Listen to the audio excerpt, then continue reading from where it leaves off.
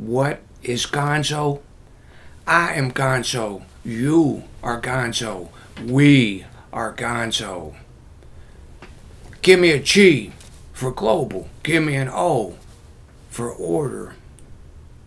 Give me an N for needs. Give me a Z for zero. Give me an O for organization. Ask Ralph Steadman. Hunter S. Thompson and Ralph Steadman are the kings of Gonzo. Ralph will tell you that Gonzo stands for Global Order Needs Zero Organization. But Gonzo stands for that, and as Ralph knows, so much more. Gonzo is, well, let me start with this. Jack Kerouac, King of the Beats, added an additional meaning to beat. Not only did beat, the beat generation, represent those who are downtrodden, oppressed by society, by government, by religion, by culture, though they're beat down in the 50s. In October 57, Kerouac's On the Road came out, and he was soon quickly christened King of the Beats. And Kerouac added the notion of beatitude, beatific as in the Beatitudes. Blessed are the meek, blessed are the poor, blessed are the peacemakers. So he added this soulful aspect. It's not just the oppressed, but what happens when you're oppressed. Okay, in Kentucky, well, Kentucky is a place where diamonds are created because of the intense pressure from all sides. I've said that before, and I'll say it again. When you're oppressed, there's intense pressure coming from all sides. So what does that do to you? Well, it can break you. It can certainly break you. And in the breaking, when you're beat down, when you're downtrodden, you search, you turn inward, and you hold your hand out, and you want a friend. You'd like for somebody to come and help lift you up, but you look for ways to lift your own self up. But you look into your soul and into your spirit, and you pray. You connect with the source of all being inside yourself. Okay, we talked about, talking about Gonzo here, we talked about Jack Kerouac and the Beat Generation. Step back a little further. Carl Jung worked with Sigmund Freud from 1907 to 1913. Freud wanted Jung to take his place as the next father of the psychoanalytic movement. And Jung started having problems and issues with some of Freud's theories. In particular, Freud thought that sex was the primary motivating force for human beings from birth to death. But Jung, from his own experience, recognized that yes, that's true, but only to a point. It's only half the story.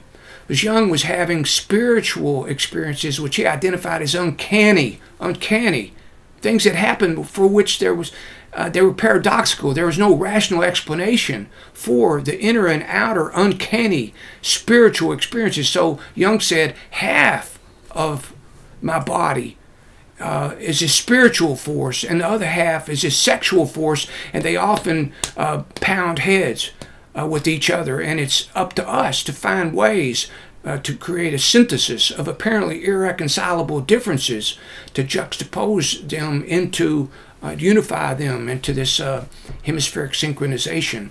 And so Gonzo is that, it's the indigenous, the primordial, primeval energy, life force energy that contains both the sexual and the spiritual aspects of our beings. And when we are, as Ram Dass, great teacher, said, be here now.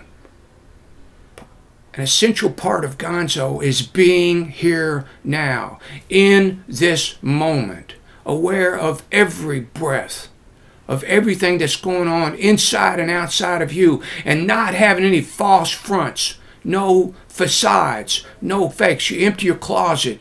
You are on the outside who you are on the inside. Look at me. I chose several years ago to be the same person on the outside as I am on the inside, so that when somebody walks up to me and they see me, they don't have to ask twice. They don't have to wonder, well, who the hell is that? Look at him. Yeah, look at me. I am myself all the time. I don't have to be somebody else. I don't have to put on airs. Hunter S. Thompson understood that. No bullshit. There's no bullshit in Gonzo. You got a big bullshit detector. When you see it in somebody else, you call it out. Be yourself. Be yourself. Your true self. Not a phony. Not...